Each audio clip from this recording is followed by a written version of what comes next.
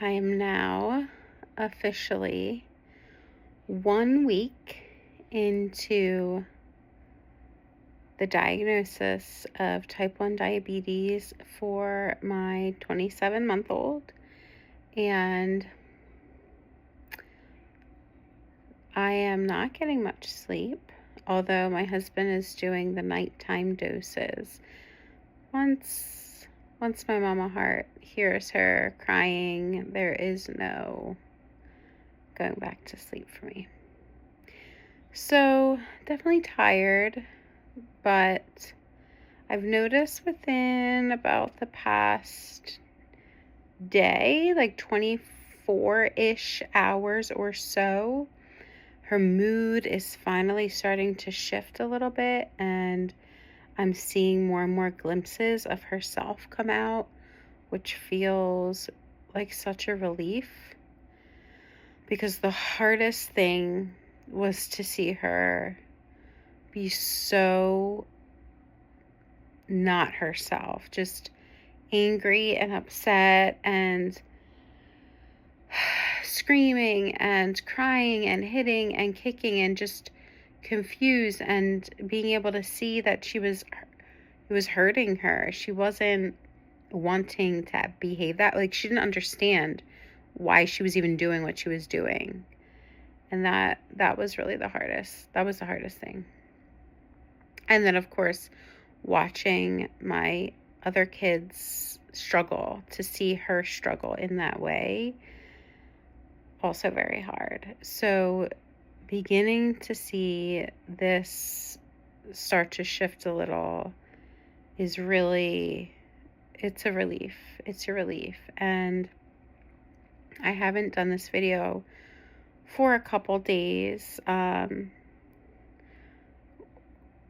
like, one of the reasons why is because life has gotten very full, which I'm sure you can imagine. Our power went out because we've had some significant wind and winter storms, and so our power went out. We actually have 2 fireplaces, but we ran out of wood. And so we lit a fire, ran out of wood, and the power still wasn't back on, which led to our pipes freezing, which led to our house being so cold and us having no running water because our pipes froze, and I'm not able to make a warm dinner. So that pushed us to do our first public out of the house adventure since diagnosis, which at that point had not even been a full week yet. Had been almost a full week, but not quite a full week yet. And it went mostly well. It was still a challenge. We walked around the mall for heat, and then we went to the Cheesecake Factory for dinner, and counted up all the carbs and gave her shot and took her blood sugar and all the things that we needed to do in this super busy restaurant. So it certainly was an adventure, and we survived, and only 1 plate got broken. So I definitely count it as a success. But it was earlier than I had expected or planned to go out as a family of 7 since her diagnosis. But I have to say, I feel pretty proud of how my husband and I are working together as a team to navigate this, because we're both really tired, and obviously we both want to do whatever we can to make sure our baby is safe and healthy and happy as much as she can be, right? We can't keep our kids happy all the time, but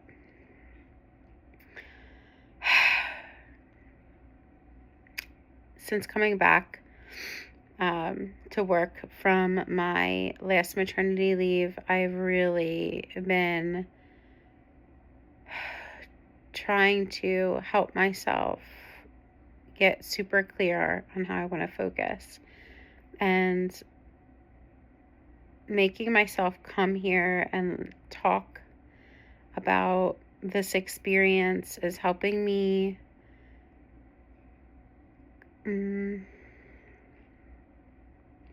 to keep getting more and more focused and clear on what really I want my my attention and my time to be spent on right now. I definitely need the outlet. I definitely need a place to come and share this journey.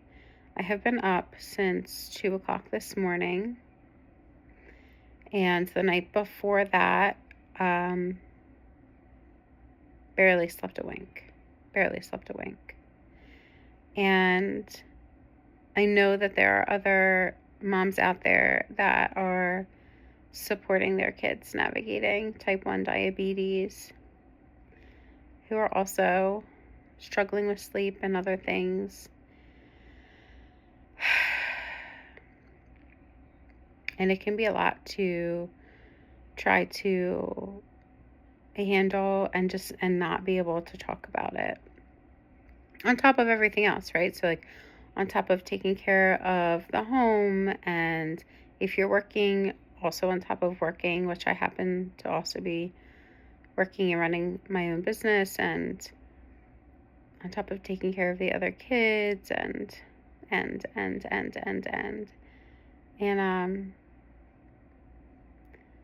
yeah, so I've been giving a lot of thought to the kind of place and space that I want to have for myself and create for other moms, other multifaceted, passionate moms that have a lot going on, who really care about being the best mom they can be, but also, want to be the best they can be in other parts of their lives too.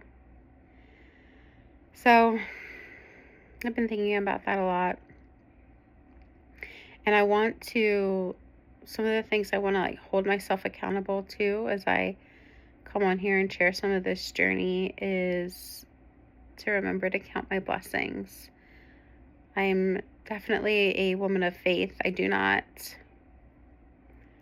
doesn't matter to me what anybody calls my faith. It's whether we believe in the same higher power or not doesn't matter to me. I don't think that matters to God either, the label that we give it. But I do feel blessed, and I keep recounting my blessings, not actually counting them, but reminding myself of them and just seeing them and feeling them, not in a fake way, but in a real way. And I think that helps so much to move through the hard times.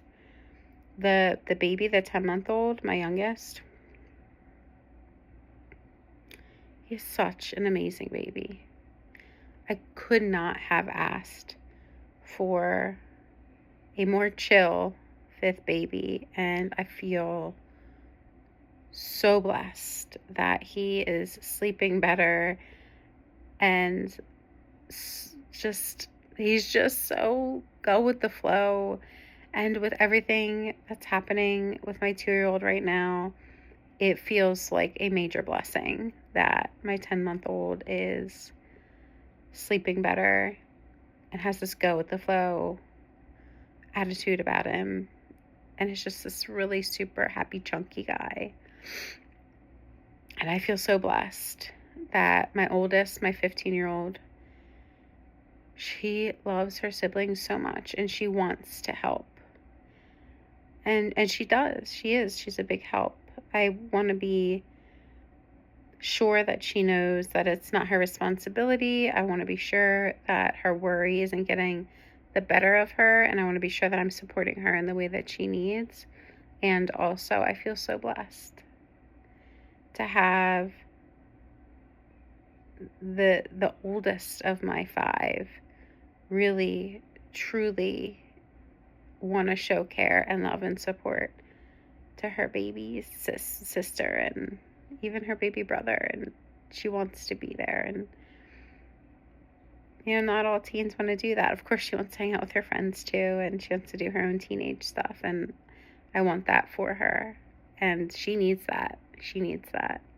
And I feel blessed that she has that in her life now, because there was a time when that was a struggle.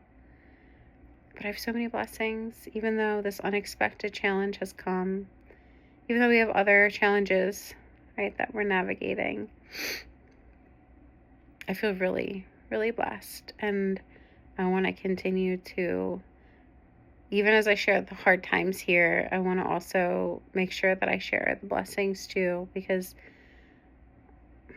blessings can come with challenges, even though they're blessings, right? Like, all of my children are blessings, and also there's challenges that come with raising all of them. But remembering my blessings gives me perspective.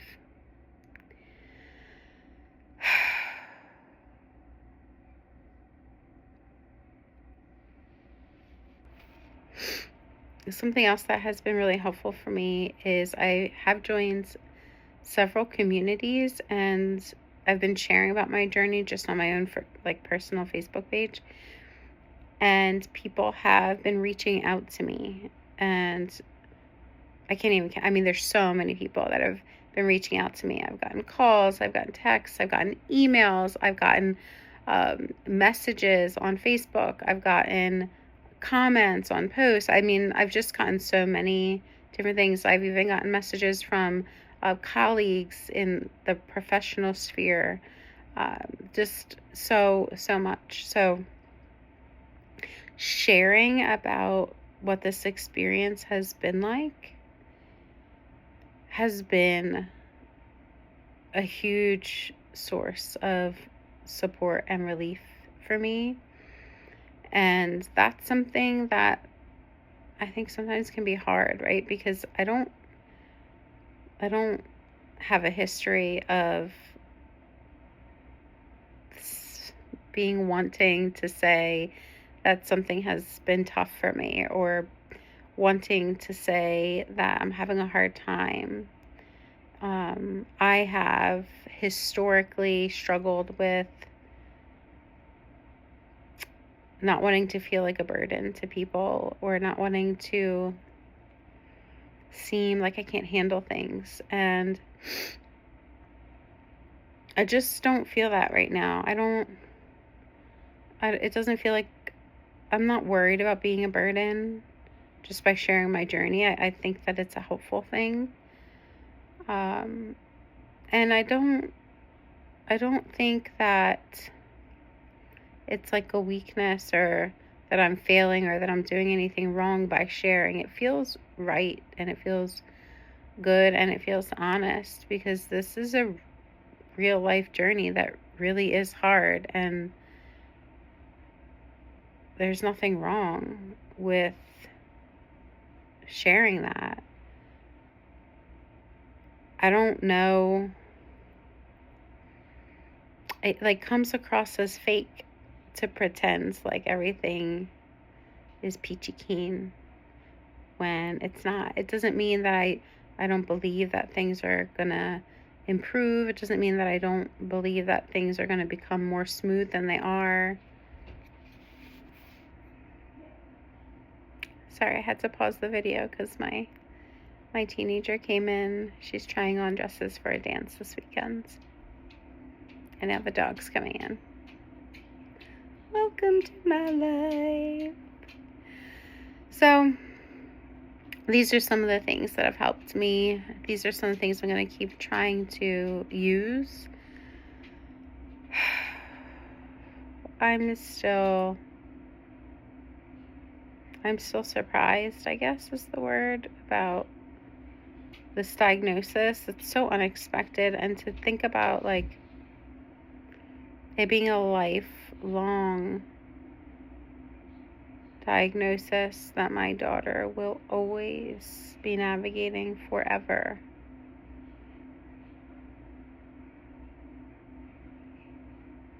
I know it happened, so that means it's meant to be a part of her journey. It doesn't necessarily make it an easier pill to swallow, but I do have hope, and I do have faith, and I do trust and know and believe that if we keep taking it moment by moment, hour by hour, step by step, day by day, we're going to be okay. Talk to you later.